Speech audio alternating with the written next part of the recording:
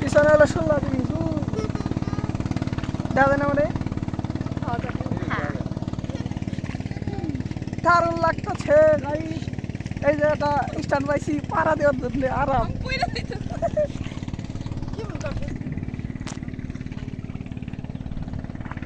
দেখা যায় না 16 ব্রিজ। ওই যে 16 ব্রিজ, আমি এদিকে ঘুরে নিই।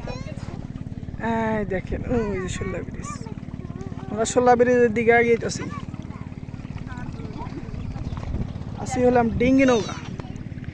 এই হচ্ছে ডিঙ্গি নৌকা, এই হচ্ছে আমরা। আর ওদিকে আমরা পাইলট দেখাই পারতাছি না, মাঝখানে অনেক গ্যাপ। গাং দেখেন আপনারা।